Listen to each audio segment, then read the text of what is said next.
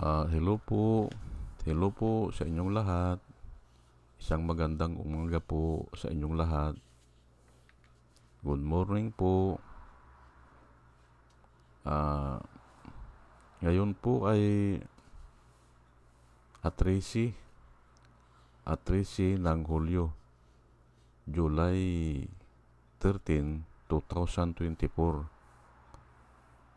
At ang oras po dito sa Los Angeles, California ay 6:38 ng umaga.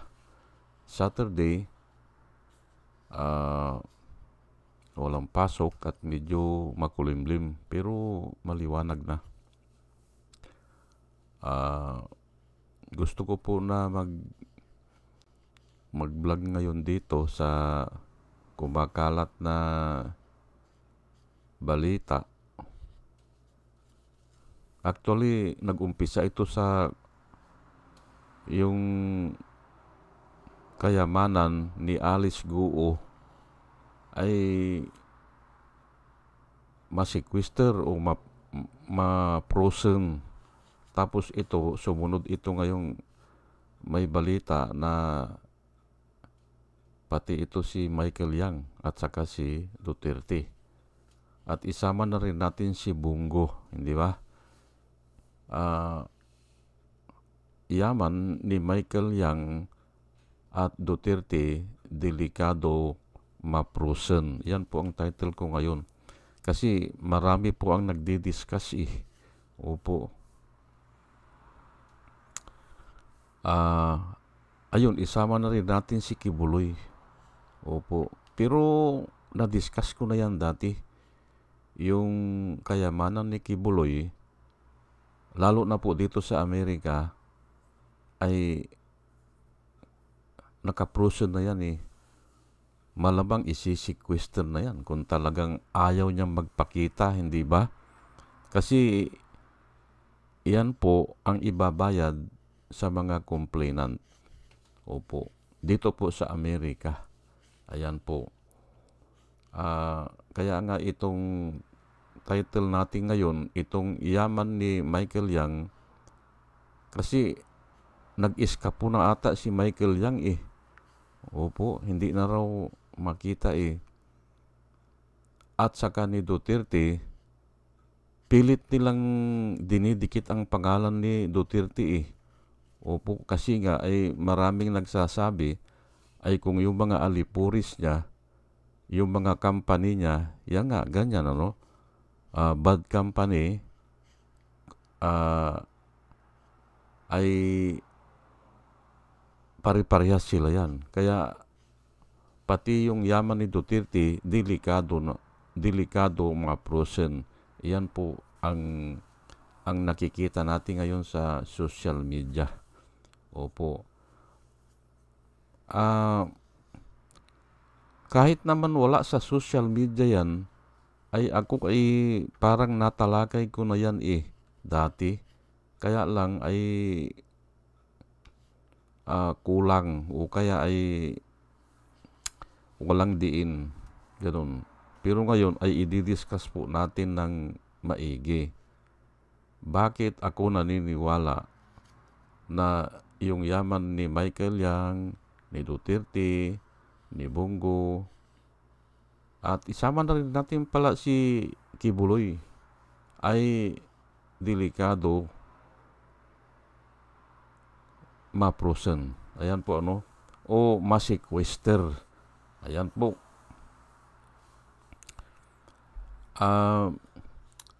Pero bago ang lahat, mga kababayan, mga minamahal, ay nais ko munang pasalamatan itong batch number 1 ng ating subscriber. Ito po sila, si Rosana Narumi ng Japan, Al Ulalia ng Bacolor, Pampanga, Librager, Alex Sarmiento, Dolor Garcia ng Milano, Italy, Nana Antibi ng Barin, Will Utaib ng Laguna, Nelson Balyaran, Julia Magbanua ng Singapore, Andre Deliver, Arnold Pernan ng Cebu, Larry Narvaez, Joshua Lan, Elinita Scripture ng Germany. Salamat po sa inyong lahat.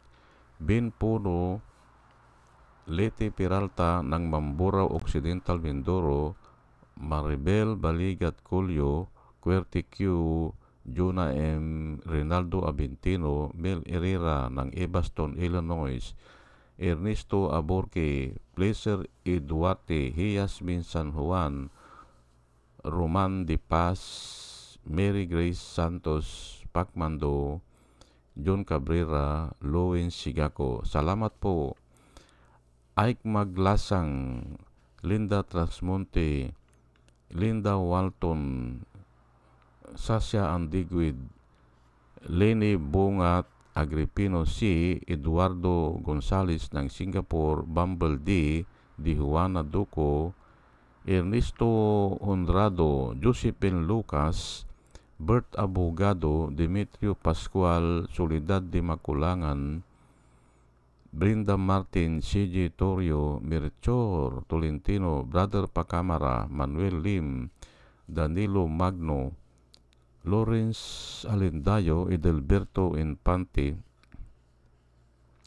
Boss Reyes, Paul Vincent Lim, Sonny Gaya, Rupino Baldos, Betty Velasco, William Eli, John DeCinco, Victorino Repran, Norman Nabatar, Bonifacio Avila, Danilo Magno, Carl Alman, Salvi Ibanez, Domus Ticton, Tibtib Mercado, Bernadette Francisco, User P.O., Cyril Andres, Hermihinel Dugarte, Ruben Delpin, Mama Gina, Lance Sumintak, Leonardo Asibis, at saka si Jose Tosi.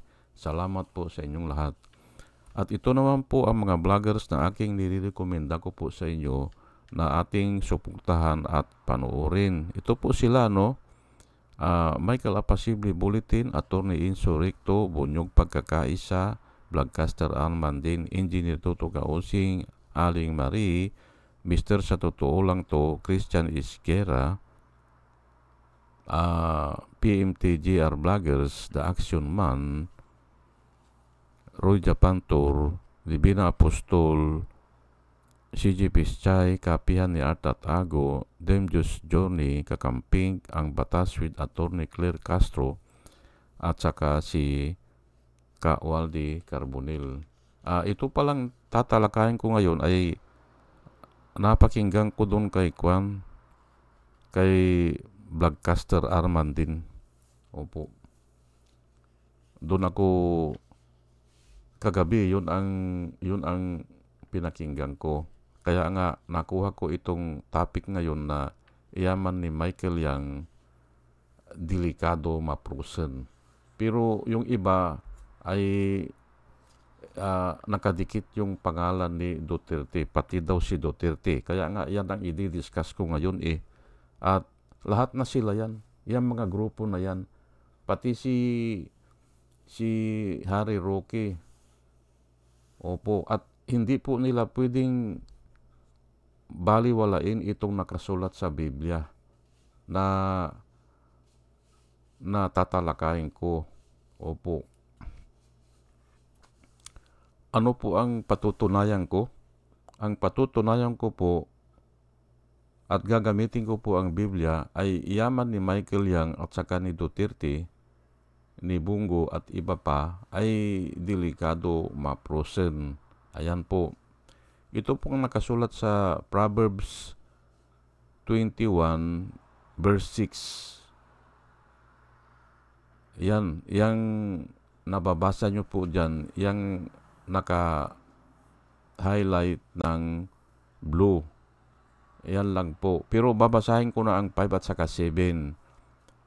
The plans of the diligent bring plenty, as surely as haste leads to poverty. Yung haste po, yung nagmamadali or hurriedly. Ayan po, as surely as hurriedly or abruptly leads to poverty. The plans of the diligent brings plenty, as surely as haste leads to poverty. Ito na ngayon ang number 6, making a fortune by lying tongue is a vanishing mist, a deadly pursuit. Yung daw kayamanan na nakukuha sa pamamagitan ng lying tongue, yung kasinungalingan o deceits, is a vanishing mist. Parang vapor lang, parang singaw lang yan. A deadly pursuit. Yan po ang nakasulat dito. Pero sa ibang version po ay iba po ang nakasulat eh. Pero halos ganun na rin at kumuha ako ng dalawang version na para mas maintindihan po natin. The violence of the wicked will sweep them away because they refuse to do what is just. Ayan po. Ngayon, balikan ko lang po ito yung number 6, making a fortune by lying tongue is a vanishing mist, a deadly pursuit. Ngayon, basahin ko lang po itong ibang version po para mas maintindihan natin. 6 din po ito verse 6. The getting of treasures by a lying tongue is a vapor driven to and fro by them that seek death. Yan po ang isang version po yan. Ngayon, ito po ang pangalawang version. Cheating to get rich is foolish dream and no less than suicide. Ayan po yan po ang kwan nila, ang translation nila. Opo. Pero halos iisa yan. Cheating to get rich is foolish dream and no less than suicide. Kwan daw yan. Ulol na o kahibangan na yung kwan, dream, panaginip, hindi ba? Panaginip. And no less than suicide. Dinescribe niya na suicide po yan, sabi niya. Yung version na yan, balikan natin yung isa. The getting of treasures by lying tongue is a vapor driven to and fro by them that seeks death. Ayan po, parang suicide din, Okay. Ngayon ay ito po ang kinuha ko na explanation ng isang magaling na pastor. Ito po, yung verse 6 na yan, they are, nababasa nyo po, di ba? They are seeking in reality not riches but death. Ayan po ay mas matindi po ito, hindi ba? Yung explanation ng isang pastor na kinuha ko. They are seeking in reality, sabi niya, not riches but death. Kamatayan daw ang hinahanap hindi ba? Ay totoo nga siguro yan, hindi ba? Yun daw humahanap ng kayamanan sa pamamagitan ng deceit. In reality, sabi nung pastor, not seeking riches, but death. Kamatayan po ang hinahanap nila. Ay siguro yung physical na kamatayan o spiritual na kamatayan, ay wala lang natin, bahala na kayong umintindi dyan. Pero ayan po ang isinulat nung magaling na pastor. And these riches, Ang sabi ng continuation po, and these riches will vanish like their own breath. Ayan po, mas matindi po, hindi ba? Itong mga riches na ito, sabi niya, will vanish like their own breath. Mawawala din, sabi niya. Na inihalin tulad pa niya sa hininga ng isang tao. Nawawala kung namatay na. Hindi ba? Yung nga iba, hinahabol na hinahabol na ang hininga, yung talaga, mamamatay na, hindi ba? Yung riches daw, they will vanish like their own breath. Ayan po, hindi ba? Ang ngayon, sino ang lalaban po dyan? Mga kababayan, mga minamahal, tinatanong ko po kayo,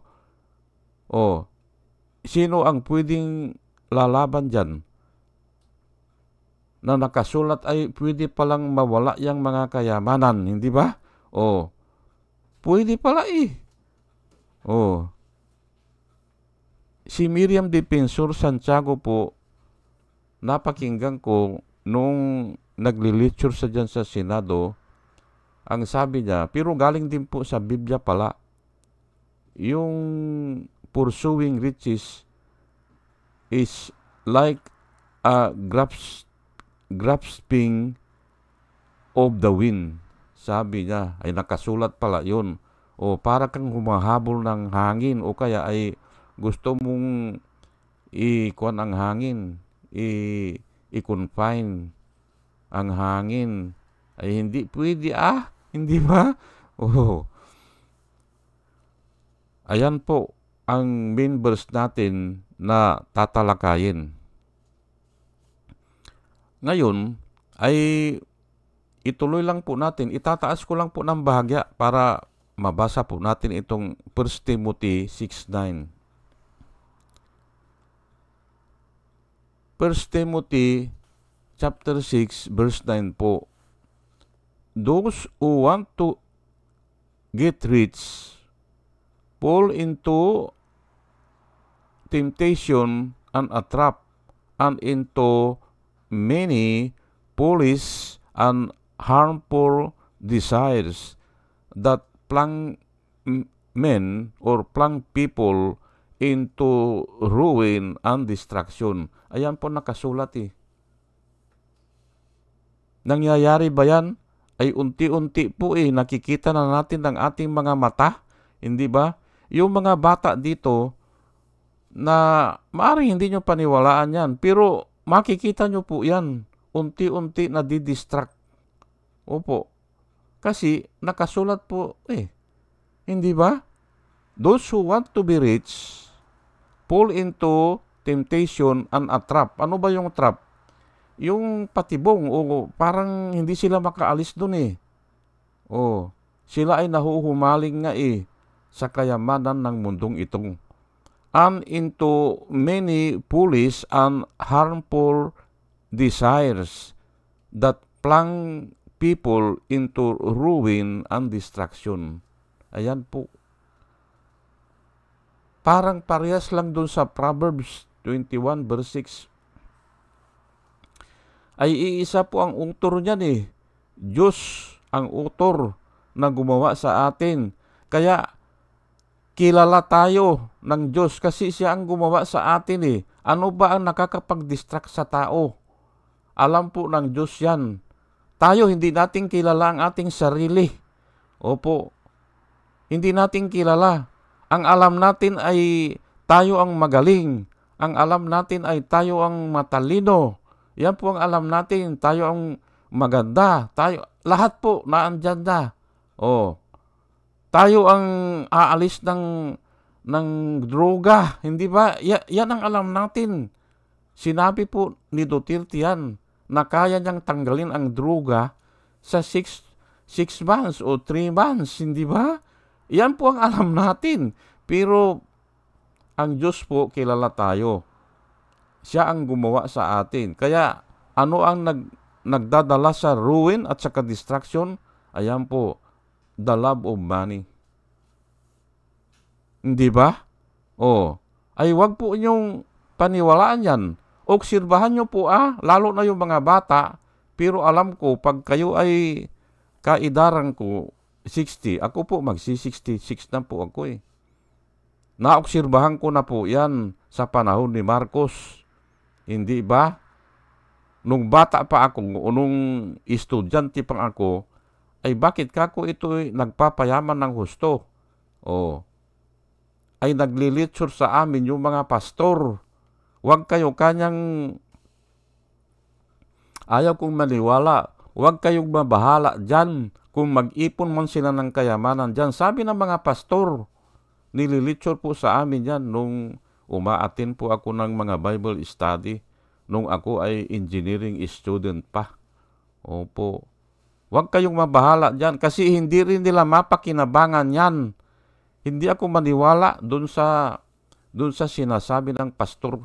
Pero nung napatalsik si Marcos, naniwala na ako sa kanya. Opo. Hindi niya napakinabangan kasi nga ay 3 years after that, sa exile po sa Hawaii, namatay si Marcos. Hindi ba? Maaring sa mga anak niya o sa mga apo niya, pero mayroon din akong verse na na alam ang nakasulat po ay ganito: the wealth of the wicked is stored up for the righteous. Yan po ang nakasulat. The wealth of the wicked is stored up for the righteous. Hindi natin alam kung righteous yung dami niya, hindi ba? O yung mga anak nung dami, hindi ba? Baka mga righteous yun. Kaya doon nailagay o doon nailagak. Doon nailagay. Ay yung sa kwan po yung sa Swiss bank account, mismo ang gobyerno po ng Swiss ang nagsabi kay Cory na mayroong mga kayamanan dito. At ni-request ni Cory na i-frozen muna yan. Ganun po Pero advantage po ng Swiss government at saka ng Swiss bank. Bakit? Ay simple, naandun ang pera Kung ipautang nila yon, tutubo sila, hindi ba? Kung ipa-loan, ay simple, tutubuan po ng malaki yun advantage sila. Ganun po yan. The wealth of the wicked is stored up for the righteous. Ay doon sa Sweden ata o dyan sa yung mga tao dyan, alam ko kasi may pinsan ako na nadistino dyan na US Navy. Ang sabi niya sa akin, mababait pala ang mga tao dito, walang magnanakaw, sabi niya Kahit maiwanan mo yung gamit mo dyan, hindi mawawala, balikan mo, sabi niya, naandyan pa rin. Ganyan ang mga tao sa Sweden, sabi niya. US Navy po siya, na destino sa dyan. Ganun ba kako? Oo, kanya. At karamihan dito, nagsusuicide pag napahiya. Kung nagnakaw siya o kung nakuan siya, yung napahiya, hindi ba? Ganun po yan. Ngayon ay bahala po kayo kung ano ang pagkaintindi nyo. Pero ito tuloy-tuloy ko lang for the love of money is the root of all kinds of evil. By craving it, some have wandered away from the faith and pierced themselves with many sorrows. Ayan po, ang nakasulat po. Ayun na nga the love of money nga yan is the root of all kinds of evil. By craving it, ibig sabihin ay nangangailangan ka o dahil sa pangangailangan mo o dahil sa kagustuhan mo, craving it, many have wandered from the faith or abandoned their faith and pierced themselves. Sinugatan nila, hindi ba, ang kanilang sarili with many sorrows. Ayan po, hindi ba? Ay nakasulat po yan, ay mangyayari po yan. Kita nyo ngayon ang nangyayari kay Kibuloy, hindi ba? Nagpayaman na nagpayaman. Although na ang marami ang nagsasabi, mga vloggers, at ako naniniwala din ako, ay baka mga pira yan ng mga politiko na dyan na lang inilagak. Ay ang problema ay nagtatago na ito si Kwan, ayaw nang humarap, hindi ba? Problema na yan. Hindi ba? Ganun lang po yan eh. People who want to be rich fall into a temptation and a trap and in so many harmful desires that bring men to destruction and ruin. Ayan po. Hindi ba? Ay mapipris ba yan? Ay kayang ipris yan. Lalo na ngayon na kung nagbago ang administrasyon na hindi na kakampi o kontrary na, hindi ba? Nang dahil lang sa salitang tambaluslos. Hindi ba? Ay ang dami kasing salita na gagamitin, diyan pang sasabihin. Pero baka yan ay talagang itinadhana na po ng Diyos yan. O tadhana na po yan. Para yung inaakala nilang unity ay matutuloy yun. Ay hindi po kasi nga no one holds the future. Ayan po. Hindi ba? Ang isa pang reason dyan, kaya pwedeng mawala yung kayamanan na yan, si Jesus Christ po nagsabi mismo do not lay up for yourselves treasures on earth, wherein moth and rust can destroy, and wherein thieves can come in and steal. Ayan po. Ayan kahit naman na hindi na thieves ang papasok dyan kahit na yung mga dami, yung mga pinaglagakan po, hindi na nila ibibigay yan, lalo na kung patay na yung tao. Ay lalo na kung patay na rin yung pinaglagakan at ang mag-uusap na lang ay yung mga anak. Ang sasabihin lang nung pinaglagakan ay tika muna, ay sa tatay ko ito, hindi ba? Ayan po hindi na kailangan ang thieves, wherein thieves can come in and break in and steal. Ayan po. Pero sige, yung moth, ano ba yung moth? Ay mga kwan po yan mga kulisap ata yan o mga bakterya, o mga anay, hindi ba? Kinakain po ang kwan yan. O ano ba yung rust? Ay kung bakal yan, ay talagang sisirain yung bakal mo.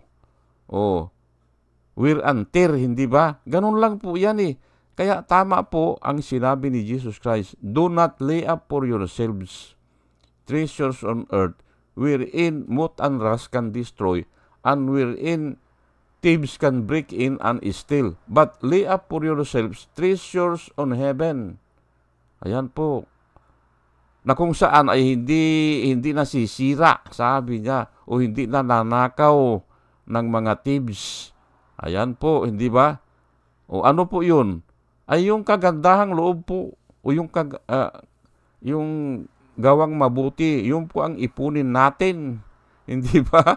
Kasi yun po ang counted sa Panginoon Yun po ang counted. Ngayon ay palagay ko ay nasagutan ko na yung panukala na ikuan ko lang, ano ba yung title ko? Yaman ni Michael Yang at Duterte, delikado, hindi ba? Delikado ma-frozen. Ay tama po yan. At yan ang mga reason ko. Hindi ba? Baka nga mabilanggo pa yan, hindi ba? Ay kaya nga nakasulat na it is a suicide. Hindi ba? Or it is a deadly pursuit. Or they seek their own death. Ayan po, yung mga gustong magpayaman sa pamamagitan ng deceits o mga lying tongue. Hindi ba? O sige po, at hanggang dito na lang po, at sa aking po pinapanalangin ko po bago ako mag-umpisa na sana yung nakikinig ay magkaroon po ng wisdom na nanggagaling po sa Panginoon. O sige po, at hanggang dito na lang po, mga kababayan, mga minamahal, good morning po. Welcome po kayo sa aking maliit na channel at salamat po sa inyong lahat. Salamat po.